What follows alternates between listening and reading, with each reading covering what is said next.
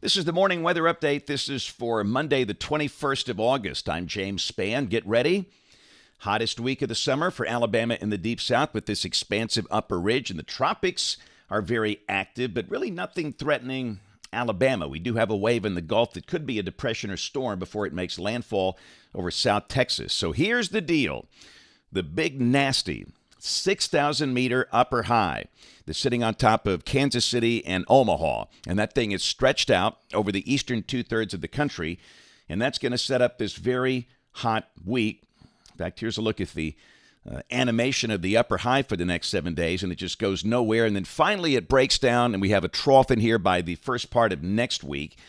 And by then we'll see highs dropping back in the 80s about a week from today. But it's going to be quite the week in terms of heat. This is the radar composite this morning. Actually, a few spotty showers in the waters of the Gulf of Mexico offshore, but nothing inland. Starting off the day mostly in the 70s, we note Haleyville 69 and Mobile at 81. But again, we're expecting highs in the mid-90s in many spots today. We'll see upper 90s to near 100 for the western and southern counties. And again, with these Weather Service advisories, you got some counties in orange, some counties not in orange. Just understand everybody's going to be hot today. That is a heat advisory. And again, that's based on Weather Service criteria, but everybody's going to be hot. I promise you'll go from an orange county to a non-orange county. You won't know the difference. And those heat advisories and heat warnings go up into parts of Iowa and southern Minnesota underneath the upper ridge. And, of course, back in the western states, you got flash flood watches because of former tropical storm Hillary coming up through California, Nevada, parts of Utah, Idaho, and Oregon as tropical moisture moves through there. Also a marginal risk of severe storms with that feature from Arizona up into parts of Montana. Also a marginal risk over parts of Minnesota and Wisconsin. Tomorrow, marginal risks and spots, including South Texas. That's with a tropical feature coming in from the Gulf, a tropical wave, maybe a depression. And then on Wednesday, day 3, no organized severe weather expected. Interesting to note, they do have South Alabama in the green. That means there could be a few isolated storms there, but probably not many. So here's the rain for the next 7 days. And again, you see a little bit for South Alabama, amounts under 1/2 inch, and not much at all for the northern counties of the state. And there could be a day or two with spotty storms over South Alabama this week, but looks pretty dry for a while. So indeed, the tropics have come alive. We've got 3 tropical storms on the board. We've got Emily, Gert, and Franklin. We have a tropical wave in the Gulf of Mexico and a tropical wave in the eastern Atlantic.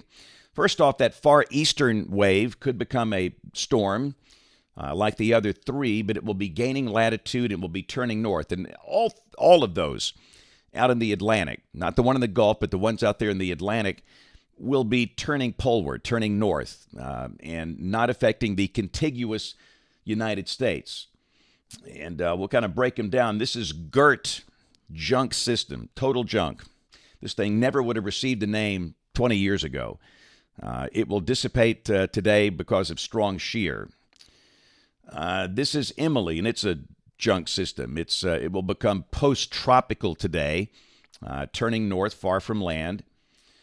Now, Franklin is a meaningful system in that it will come right over Hispaniola tomorrow and tomorrow night. And that will bring the chance of heavy rain and some flooding to the Dominican Republic and Haiti. And then it moves north and northeast, possibly becoming a hurricane, Category 1 hurricane, by the end of the week or the weekend. But again, this will stay far east of the contiguous U.S. The closest feature to us is Invest 91L in the Gulf, due south of Mobile and Mobile Bay. And that's headed for South Texas. And understand, this might become a depression. They might give it a name, but this is mainly a rainmaker for the lower Rio Grande, and that's a good thing for them. It's been so hot and so dry, and that's rain they could use. This will not bring rain to Houston or Dallas, unfortunately. They need it too, but for South Texas and the lower valley, that's a good thing for them. The only impact, where this is far, far southwest of Alabama, the only impact for the central Gulf Coast, it's an enhanced rip current danger today and tomorrow. And that stretch from Fort Morgan, Gulf Shores over to Destin and Panama City Beach. And then the surf conditions improve Wednesday and on through the rest of the week. So, model fans, this is the GFS, the 06Z run, valid today at 4. And there's the big, ugly 6,000-meter upper high right over the nation's midsection. Thankfully, we're not right underneath that thing, but we're certainly influenced by that. And it'll be hot and dry with highs mid-90s for most, upper 90s to near 100 for the western and southern counties. And the high-res HER this evening at 6-0. And it's just going to be hot all week. Tomorrow and Wednesday and Thursday and Friday. And there could be a day with a little spotty storm over South Alabama, but you get the idea. Most places dry. Afternoon highs for most of you between 97 and 101.